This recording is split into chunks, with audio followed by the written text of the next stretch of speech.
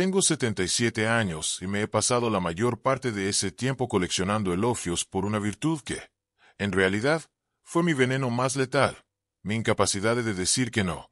Hoy, mientras el silencio de esta casa vacía me obliga a encarar el espejo, me doy cuenta de que pasé 5 décadas siendo el pilar de todos, el empleado ejemplar y el amigo siempre disponible, solo para descubrir que me convertí en un extraño para mí mismo. No estoy aquí para darte consejos dulces ni frases motivacionales de esas que sueltan los que aún tienen toda la vida por delante. Vengo a hacerte una advertencia urgente que la mayoría solo entiende cuando el tiempo ya se volvió una cuenta regresiva cruel. Lo que voy a decirte ahora es lo que nadie tiene el valor de admitir sobre la bondad excesiva, y necesito que me escuches como si tu propia identidad dependiera de ello porque, en el fondo, realmente depende. Durante décadas, caminé con la convicción absoluta de que iba por la senda de la rectitud y la nobleza, confundiendo sistemáticamente mi sumisión con una generosidad cristiana o ética. Yo era esa persona a la que todos buscaban cuando necesitaban un favor imposible, una hora extra en la oficina o un hombro para cargar penas que no eran mías, y aceptaba cada uno de esos pesos con una sonrisa fingida. Me educaron para creer que pensar en mí primero era la definición más pura del egoísmo, y que el valor de un hombre se medía por su utilidad para los demás y por su capacidad de nunca causar conflictos ni decepciones. Seguía todas las reglas no escritas de la buena convivencia, creyendo ciegamente que ese sacrificio silencioso de mi propia voluntad me aseguraría una reserva inagotable de amor, respeto y seguridad emocional en el futuro. La neta es que mi vida era una sucesión de conformismos perfectamente orquestados para darles el gusto a todos, desde mis padres, que esperaban un hijo dócil, hasta mis jefes, que veían en mí el recurso humano más maleable de la empresa. Nunca cuestionaba las expectativas sociales. El reconocimiento externo funcionaba como una droga que anestesiaba mi percepción de que me estaba desvaneciendo poco a poco bajo las necesidades de los demás. Para el mundo, yo era el bueno, un tipazo, el roble de la familia. Por dentro, era solo un hueco que se llenaba con agendas ajenas y sueños que nunca me atreví a soñar. Esta normalidad engañosa es la trampa más peligrosa que existe, porque no parece una cárcel mientras estás demasiado ocupado siendo útil, pero te juro que los barrotes aparecen en cuanto intentas caminar en la dirección opuesta. El error no ocurrió de un jalón, en una explosión de sumisión, sino que se construyó ladrillo por ladrillo en cada pequeña decisión de cada día común a lo largo de 55 años. Era el sí que decía para ir a la carne asada familiar cuando solo quería quedarme en silencio leyendo un libro, o esa tarea extra que aceptaba el viernes por la noche solo para no parecer poco comprometido. Creía que estaba acumulando puntos de gratitud con el mundo, sin darme cuenta de que, en realidad, estaba entrenando a la gente a mi alrededor para que nunca considerara mis límites, ya que yo mismo no los respetaba. Cada vez que me tragaba una opinión propia para mantener la fiesta en paz, mataba una parte de mi esencia en favor de una armonía falsa, que solo existía porque yo aceptaba ser el amortiguador de los problemas de todo el mundo. Ese comportamiento era tan premiado por la sociedad que llegué a sentir orgullo de mi propia anulación, portando la máscara de la servicialidad como si fuera una medalla de honor. Mis colegas me admiraban por mi disponibilidad total y mi familia me veía como el puerto seguro que nunca fallaba, lo que me daba una ilusión de control e importancia. ¿No veía que el precio de esa admiración era el borrado sistemático de mis deseos más simples, y que me estaba volviendo un maestro en facilitarle la vida a los demás mientras mi propia existencia se quedaba en un eterno borrador, siempre a la espera de un momento que nunca llegaba? Era el empleado que no tomaba vacaciones para no cargar al equipo y el esposo que nunca elegía el restaurante para no contrariar a la pareja, jurando que esa era la forma más alta del amor. Con el paso de los años, esta dinámica se volvió mi único modo de operación, una especie de piloto automático donde mi voluntad era lo último en ser consultado, si es que acaso se mencionaba. Me sentía responsable de la felicidad de todos, como si el equilibrio emocional del mundo dependiera de mi capacidad de nunca decir no o de nunca frustrar una expectativa, por más absurda que fuera. Lo que yo veía como responsabilidad y madurez era, bajo una luz más fría, un miedo paralizante a no ser aceptado si dejaba de ser útil, una inseguridad disfrazada de altruismo que me mantenía esclavo de la aprobación externa. Estaba construyendo un castillo de arena sobre el supuesto aprecio de los demás, ignorando que nadie conoce realmente a quien nunca se planta, a quien nunca muestra sus verdaderos colores por miedo a causar una incomodidad. Echando la vista atrás, me doy cuenta de que ese error fue mi decisión cotidiana más constante, una repetición agotadora de pequeñas traiciones contra mí mismo que se convirtieron en mi identidad pública. Pensaba que estaba siendo generoso, pero estaba siendo cobarde, cambiando mi libertad de elección por el confort momentáneo de no ser juzgado como alguien difícil o egoísta. Tal vez tú sientas ahora un nudo en el pecho al notar que tu agenda está llena de compromisos que detestas y favores que no querías hacer, todo por sostener una imagen. Viví esa ilusión por más de medio siglo, creyendo que sembraba lealtad, sin notar que lo que realmente cultivaba era mi propio apagón y mi futura soledad en medio de una multitud que solo amaba lo que yo podía hacer por ellos. El silencio finalmente me alcanzó a los 75 años, en el preciso instante en que el diagnóstico médico cayó sobre la mesa y mi cuerpo, que siempre forcé a estar disponible para todos, decidió que ya no aguantaba más el peso del mundo.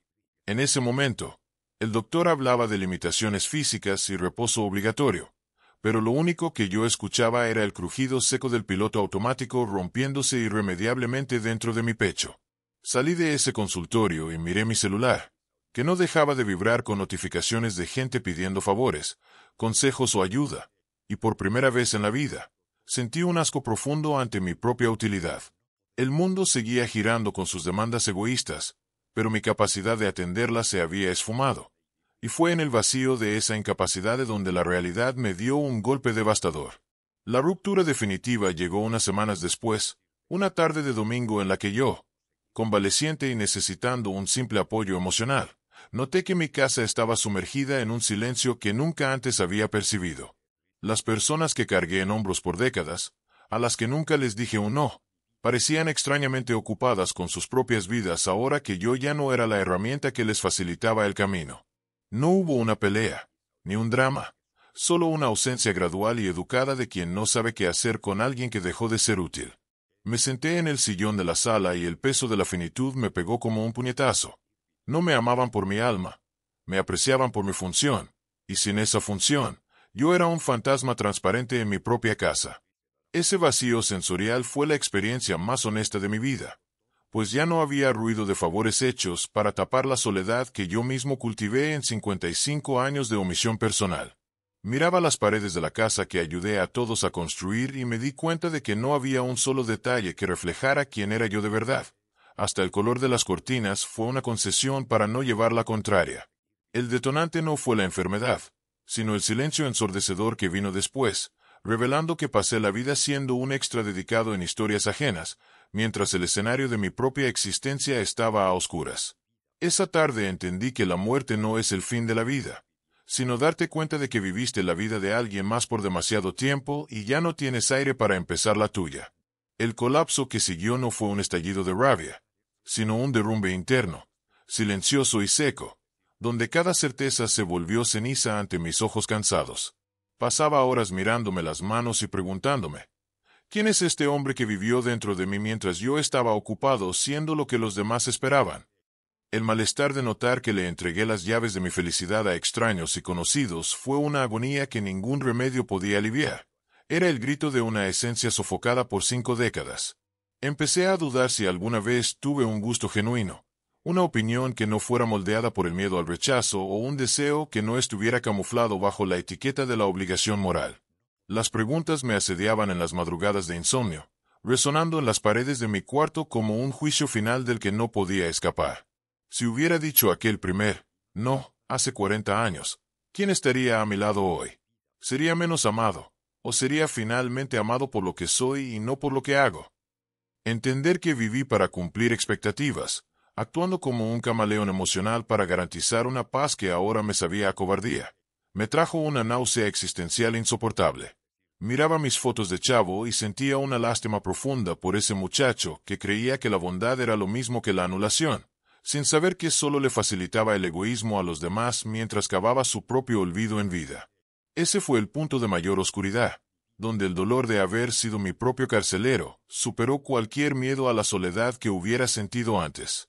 Entendí que el mayor crimen no fue contra los demás, sino contra la vida que me dieron y que traté como calderilla para comprar una aceptación barata. El peso de descubrir que eres un extraño para ti mismo a los 77 años encorva la espalda más que cualquier edad. No fui víctima de las circunstancias ni de la crueldad ajena. Fui el arquitecto de una vida hueca, construida sobre el cimiento frágil del sí automático, y encarar esa verdad fue el enfrentamiento más doloroso y necesario que he tenido conmigo mismo. La verdad que aprendí, y que ahora me quema en el pecho con la lucidez de quien ya ve el atardecer, es devastadoramente simple. Cada sí impulsivo que le regalas al mundo es un no cruel y definitivo que te dices a ti mismo. Nos enseñan que el sacrificio personal es la vara para medir nuestra bondad y que la flexibilidad total es señal de madurez. Pero eso es una mentira conveniente para quien quiere usar tu tiempo como si fuera suyo. La generosidad sin límites no es una virtud, es un abandono de sí mismo. Un suicidio en abonos donde entregas tu energía, tus sueños y tu identidad a cambio de una armonía que solo existe porque tú decidiste no existir. Al final del día, el mundo no te da las gracias por haber sido un tapete. Simplemente camina sobre ti y sigue adelante cuando dejas de servir. A diferencia de lo que el miedo te susurra al oído por las noches, decir no aleja a la gente que de veras te ama. Porque quien te ama respeta tu espacio y tu autonomía. El no tiene un poder quirúrgico y libertador. Funciona como un filtro que aleja solo a los que están interesados en tu utilidad y no en tu esencia. La libertad real no empieza cuando alcanzas el éxito o la estabilidad, sino en el preciso momento en que pones el primer límite y descubres que no necesitas permiso de nadie para ser el dueño de tu propia voluntad. Es preferible que te odien por ser quien eres a que te amen por una máscara de perfección que te asfixia, porque el amor por conveniencia es solo un contrato de servicios que vence en cuanto decides decir ya basta. Ahora, quiero que mires tu propia vida y seas honesto.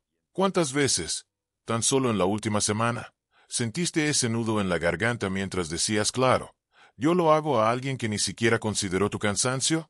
Estás recorriendo exactamente el mismo camino que yo, alimentando la ilusión de que tu disponibilidad infinita va a levantar un muro que te proteja de la soledad o el fracaso. Te veo corriendo para contestar llamadas que no quieres, aceptando invitaciones que te drenan la energía y callando tus deseos para no ser visto como alguien difícil. Lo que no notas es que, al actuar así, le estás enseñando a la gente a usarte como un recurso, no a respetarte como un individuo con voluntad, límites y sueños propios. Si sigues aceptando todo para mantener la facha de ser una persona buena y servicial, puedo decirte con total precisión a dónde vas a llegar, porque yo ya estoy ahí. Llegarás a los 77 años rodeado de una bola de conocidos que aman tu facilidad, pero que no tienen la menor idea de quién eres cuando se apagan las luces y se cierra el teatro de la utilidad. Tendrás una agenda llena y el alma vacía, sintiendo el peso insoportable de haber vivido una vida que fue de todos, menos tuya. Neta quieres despertar en 30 o 40 años y darte cuenta de que fuiste solo un extra eficiente en la historia de otros. El tiempo no perdona a los cobardes que no se atreven a decir no, y se está escapando justo ahora, mientras dudas en priorizar tu propia existencia. No te estoy sugiriendo que te amargues o que le des la espalda al mundo de un jalón, sino que empieces a practicar la honestidad básica de ser real. La instrucción es simple. La próxima vez que alguien te pida algo que atente contra tu tiempo o tu paz, intenta decir un no corto, educado, sobre todo, sin dar una explicación eterna. No le debes cuentas a nadie sobre por qué decidiste cuidarte, y la incomodidad que el otro sienta al escuchar tu límite es bronca suya, no deuda tuya. Empieza con algo chico, negando favores triviales que solo aceptarías por costumbre, y observa cómo el mundo no se acaba cuando te posicionas. El objetivo no es la perfección ni un cambio heroico, sino la construcción lenta de una vida donde finalmente tengas un lugar en la mesa, eligiendo tu propia compañía y tus propios síes con la dignidad de quien sabe que su tiempo es su bien más preciado. Hoy, a mis 77 años, por fin empecé a vivir, pero la ironía es que solo me queda lo que resta de mi aliento para disfrutar este hallazgo. Paso mis tardes disfrutando un café de olla que siempre me gustó, pero que nunca compraba porque a nadie más en la familia le apetecía, y camino en silencio por parques que solía ignorar mientras corría a resolver broncas ajenas. Son apenas 2 años de vida real, donde cada elección es mía, contra 55 años de una actuación impecable que no me dejó más que recuerdos de esfuerzos inútiles. Siento un arrepentimiento profundo, no por lo que hice, sino por todas las veces que dejé de existir para que los demás estuvieran cómodos, dándome cuenta de que la mayor parte de mi biografía la escribieron manos que no eran las mías. No hay autocompasión en lo que digo, solo la claridad cortante de quien entiende que el tiempo perdido es lo único que ni el dinero, ni el éxito, ni la supuesta bondad pueden comprar de vuelta. El contraste entre las décadas de error y estos pocos meses de verdad es devastador, porque ahora sé que la paz que tanto buscaba en la aprobación de los demás era un espejismo que me costó el alma. Miro el calendario y veo que mis días son cortos. La urgencia que siento no es por conquistar el mundo, sino por habitar cada segundo que me queda con la integridad de quien ya no le debe nada a nadie. Viví toda una vida para los demás y descubrí, ya muy tarde, que la única persona que realmente necesitaba mi cuidado, mi atención y mi si más honesto, era el hombre que evitaba mirar en el espejo. El tiempo no va a frenar para que agarres valor, y nadie va a venir a tocar a tu puerta para darte permiso de ser, por fin, el dueño de tu voluntad. A partir de ahora, el silencio que sientes después de escuchar mis palabras no es solo un vacío, sino el espacio de una decisión que solo tú puedes tomar antes de que aparezca el siguiente compromiso indeseado. Puedes seguir siendo la persona maravillosa que todos usan y nadie conoce, o puedes aceptar la incomodidad pasajera de decepcionar al mundo para no tener que decepcionarte a ti mismo al final de tus días. La elección es tuya, pero acuérdate de que el precio del sí que dices por miedo es la vida que dejas de vivir. Si sentiste que este mensaje tocó una herida necesaria, compártelo con alguien que también se esté perdiendo por quedar bien con los demás, y suscríbete para que sigamos encarando estas verdades juntos. ¿Qué vas a decir la próxima vez que tu corazón quiera decir que no?